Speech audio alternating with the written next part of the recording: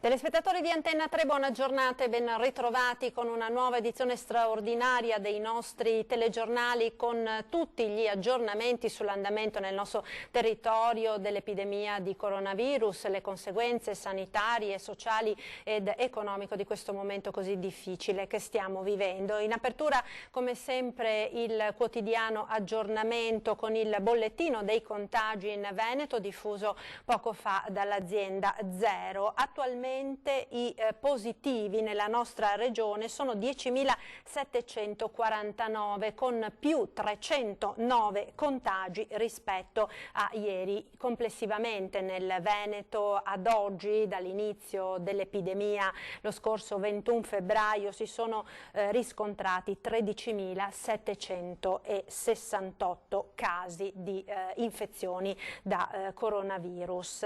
Pesante ancora il bilancio delle vittime, nella notte ci sono stati altri 7 decessi nella nostra regione, complessivamente i guariti sono 2.187. Questi quindi i dati salienti di quelli che sono i contagi nel nostro territorio, segno di un'epidemia che sta lentamente, molto lentamente, diciamo, allentando la presa, anche se non è assolutamente il caso di mollare la guardia, così come ci stanno mettendo in guardia da giorni i sanitari e gli scienziati, perché il rischio di un ritorno dei contagi, di un ritorno dell'epidemia ai drammatici livelli delle settimane scorse è dietro l'angolo. Di qui dunque la decisione del governo, l'abbiamo sentita ieri sera in diretta nella conferenza stampa del Premier Conte, di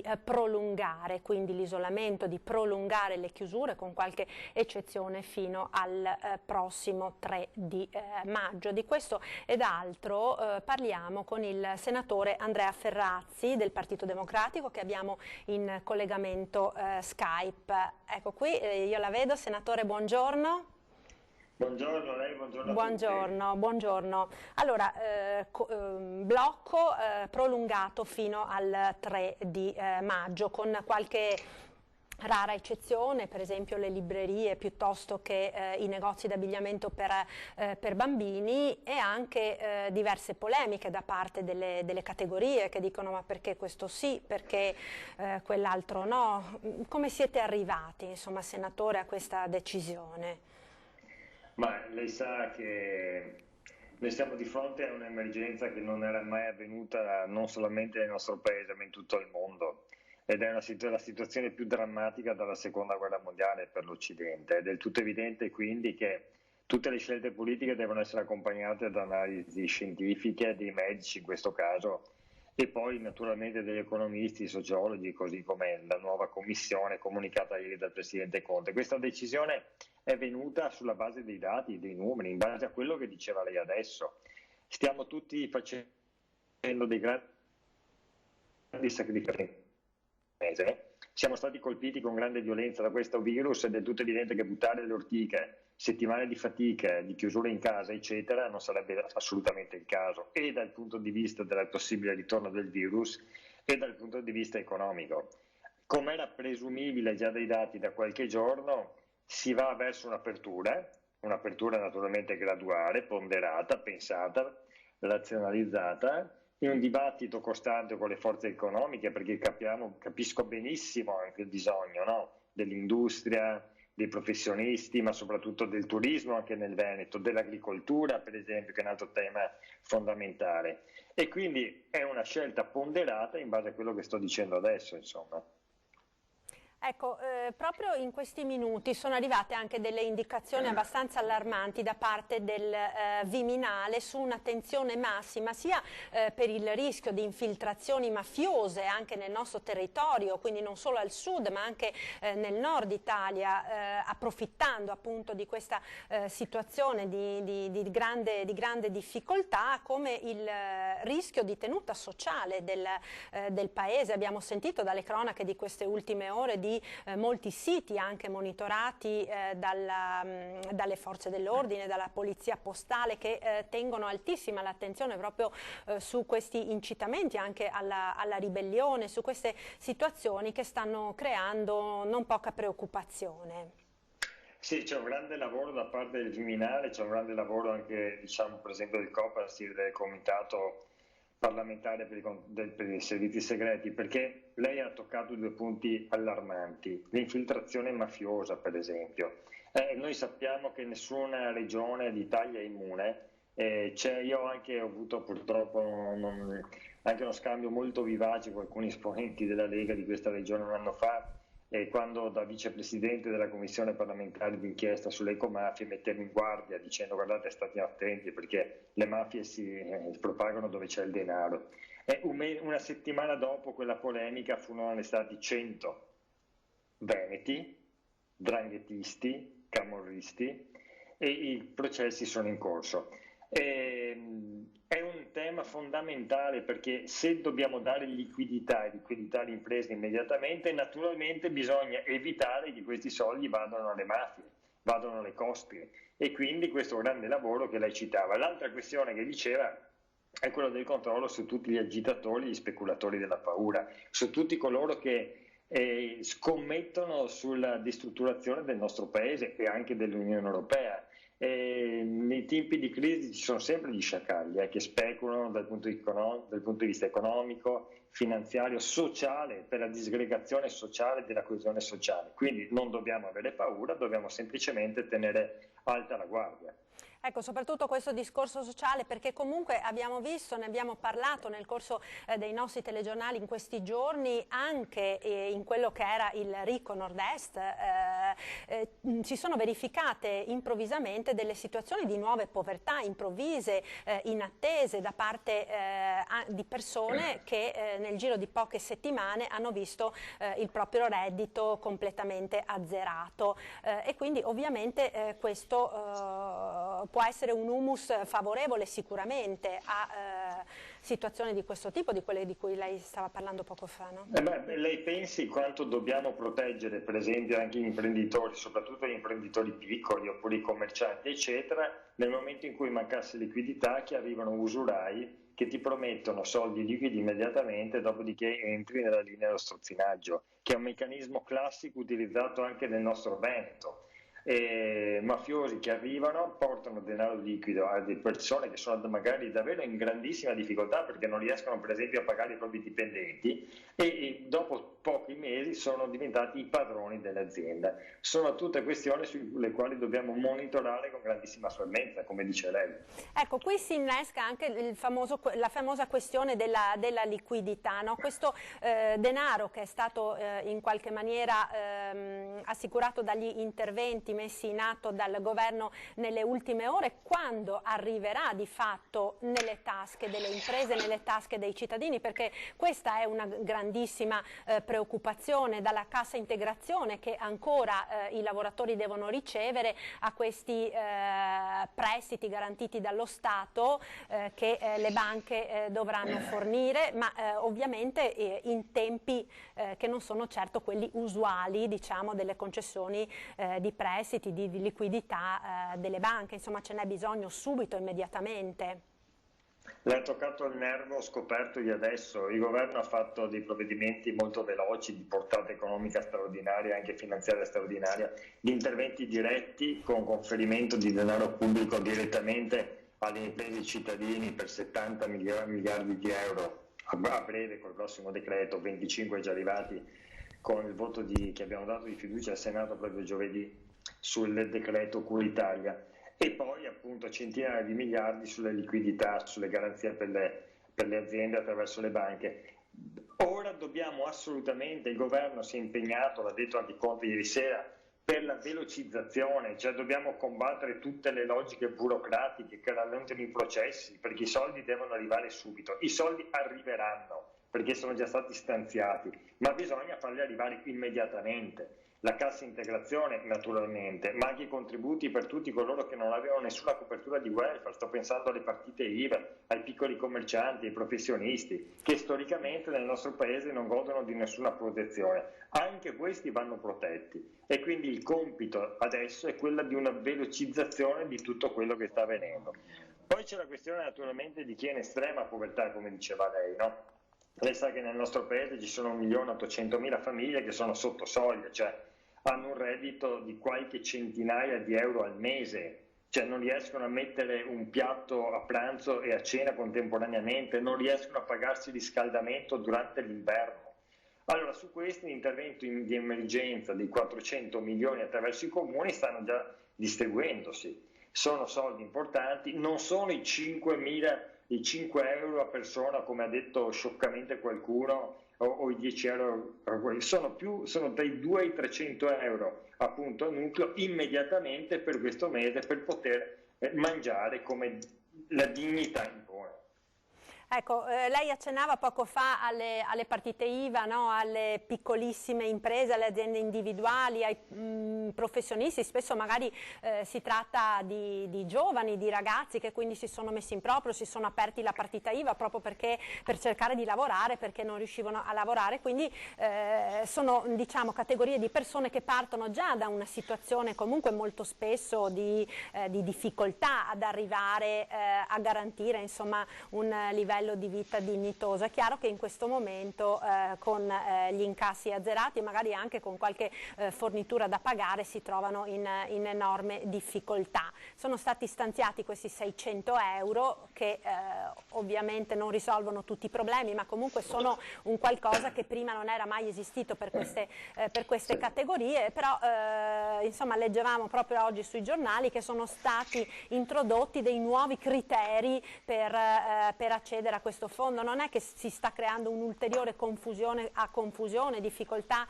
a difficoltà, lasciando da parte insomma la parentesi delle difficoltà poi del sito dell'INPS, ne abbiamo già parlato insomma nei giorni scorsi.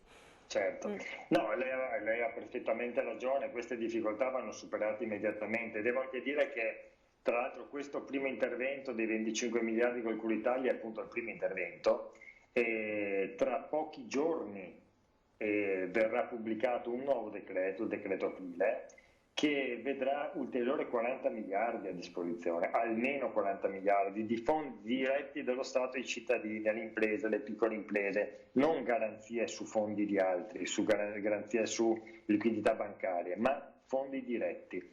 E per esempio 600 euro con ogni probabilità diventeranno 800 euro.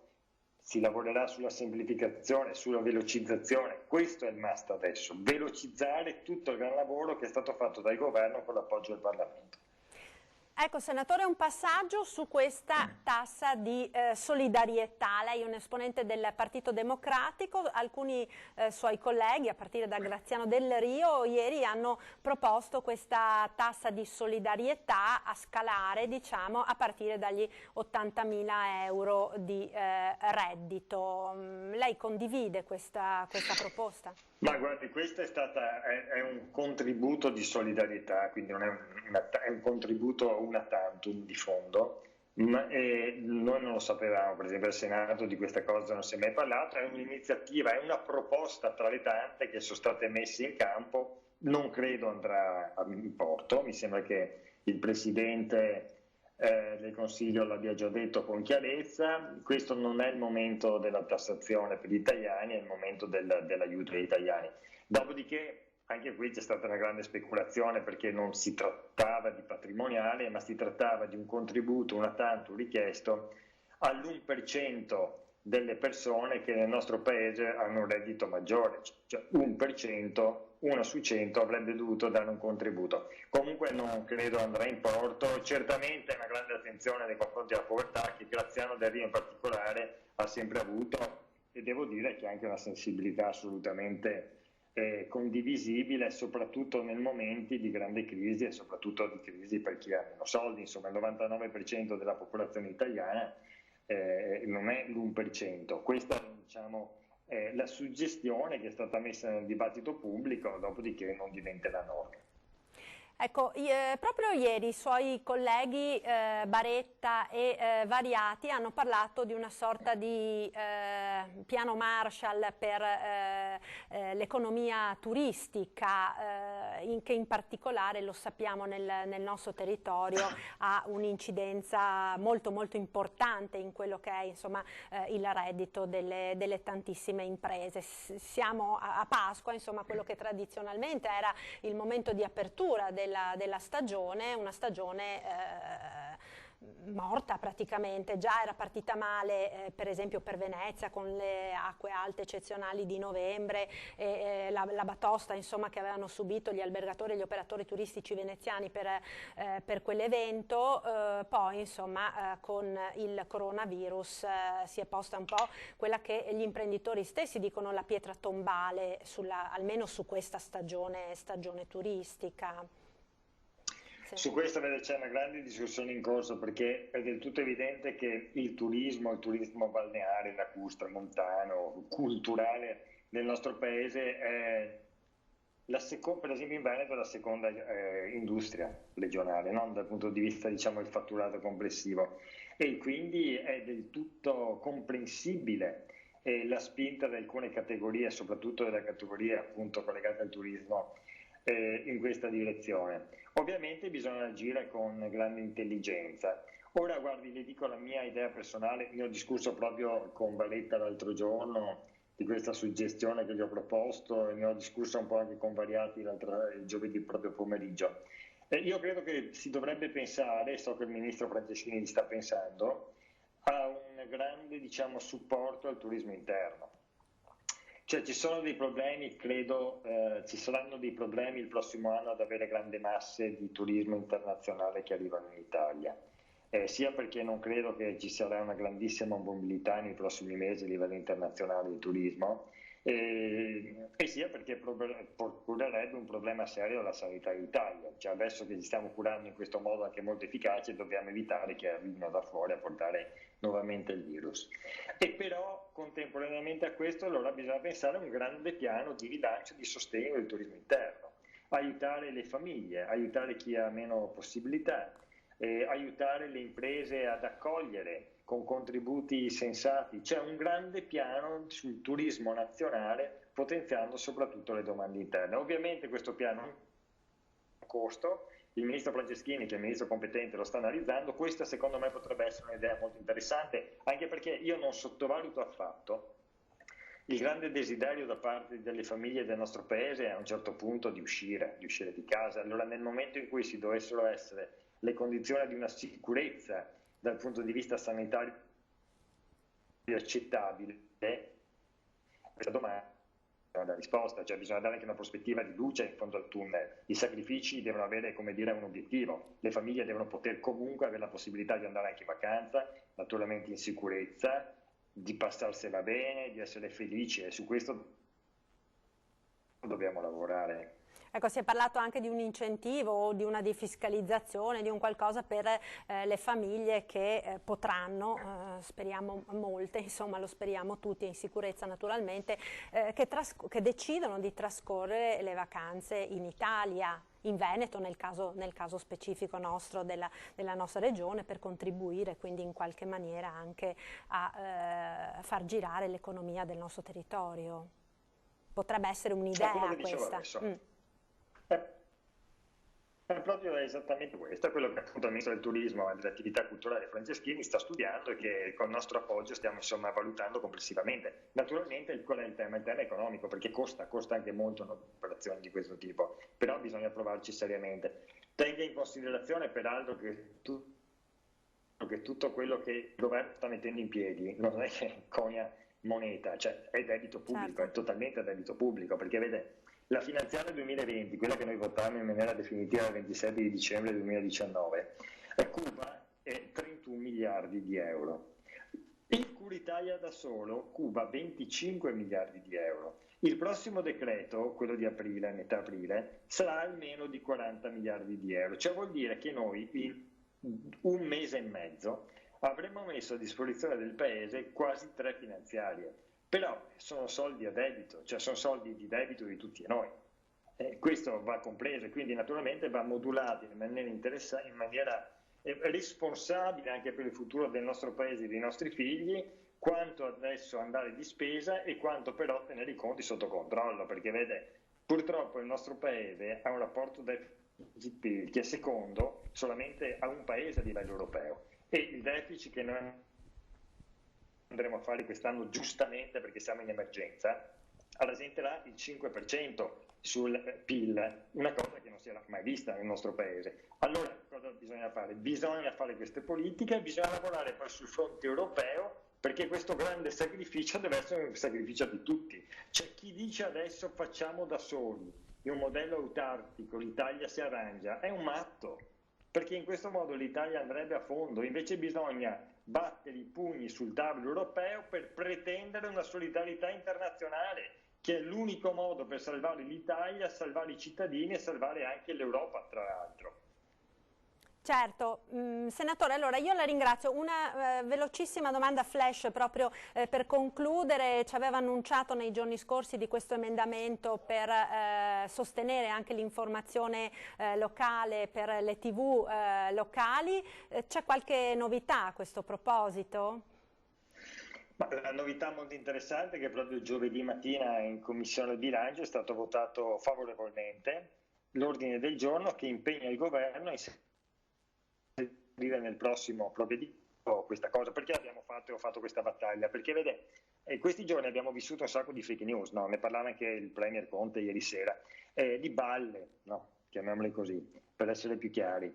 È legittimo lanciarle, ma non è responsabilità lanciarle, è anche molto pericolose. L'informazione locale, le radio e le televisioni locali invece anche in queste settimane stanno raccontando i fatti, verificando le fonti, mettendo a confronto persone che hanno idee diverse, mettendo i cittadini nella condizione di ragionare sulle cose. Allora questo nostro lavoro in questa direzione sta per un'informazione libera e democratica, perché la qualità dell'informazione è fondamentale. Tutte le imprese, vedete, nel nostro paese sono importanti, ma sono certamente importanti le imprese, non so, che fanno cioccolatini, sedie, mobili, ci mancherebbe altro, ma chi cura l'informazione deve avere un'attenzione in più, e anche un'attenzione in più dal punto di vista dello Stato, che aiuta e sostiene un sistema plurale di informazione che è la base della tenuta del collante sociale. A maggior ragione mi permetto di aggiungere in un momento come questo, dove appunto, proprio come lei giustamente sottolineava, benvengano i social, l'informazione via social, però insomma ne abbiamo lette e sentite veramente di tutti i colori. Senatore, io la ringrazio, grazie mille per questo collegamento. Posso fare gli auguri a lei e a tutti i suoi colleghi, e se mi permettete a tutti coloro che ci stanno ascoltando, buona Pasqua, che sia serena per tutte le vostre famiglie. Grazie, grazie. Buona Pasqua anche a lei, Senatore, e buon lavoro. Grazie. Saluti, grazie. Allora, abbiamo sentito appunto questo accenno a quella che è l'informazione locale, e informazione locale che il nostro gruppo, in particolare Media Nord-Est, ha appunto seguito in queste lunghissime settimane di isolamento e di difficoltà. Un grande lavoro che è stato premiato, visto che il gruppo ha raggiunto i livelli di ascolto più alti tra le emittenti locali in tutto il paese. Sentiamo il servizio.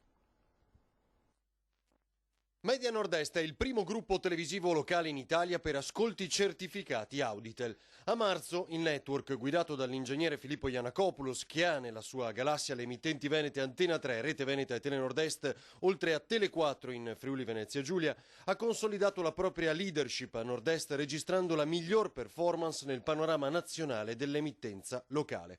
Con un ascolto medio record e contatti giornalieri che hanno sfiorato il 1,5 milioni di telespettatori, il gruppo Media Nord-Est, nato nel 2017, è ora ufficialmente il primo in Italia. Sempre al vostro fianco, mentre crollavano certezze in un periodo buio per tutti noi, le nostre emittenti hanno svolto con serietà e autorevolezza il vero servizio pubblico. Palinsesti stravolti per raccontare passo dopo passo e con sole notizie certificate l'evolversi dell'emergenza sanitaria legata al Covid-19 nei nostri territori. Interviste, approfondimenti, confronti, opinioni, sempre in diretta, sempre in edizione straordinaria, anche per combattere il diffondersi dell'epidemia da fake news. al vostro fianco a ogni ora per aggiornare o semplicemente tenere compagnia nelle lunghe giornate passate tra le mura domestiche, dal tutto chiuso al mondo attraverso il piccolo schermo delle nostre TV. Ecco perché abbiamo trasmesso in diretta le messe di Papa Francesco, le funzioni celebrate dal Patriarca Moraglia, dei vescovi del nostro territorio e la preghiera dal Santo di Padova. Abbiamo pensato a tutto, stravolgendo i palinsesti, per dare ancora più voce ai nostri telespettatori, garantito compagnia e un sostegno con la ginnastica da fare in salotto, la TV dei piccoli e le ricette. Anche noi siamo donne e uomini, madri e padri. Ci possiamo ammalare e far prendere dall'ansia, volti ed espressioni nascoste dalle mascherine, ma non potevamo mollare. Non abbiamo guardato ai disagi personali, alla fatica, al bilancio, ai profitti in un momento in cui i contratti crollano per la crisi di artigiani e imprese perfino nel ricco nord-est. In questo periodo abbiamo tutti messo al centro del nostro operato i soli telespettatori. È per loro che il lavoro ha acquisito un senso profondo in questo periodo buio, è diventato vicinanza, ascolto, condivisione, forse ha perfino salvato vite umane. Coscienti dell'importanza del nostro ruolo ed oggi con un carico maggiore per essere i primi in Italia, non tradiremo mai il patto con chi ha scelto di vivere con noi. Grazie. Ecco, ora ci fermiamo per qualche istante di pubblicità, tra poco.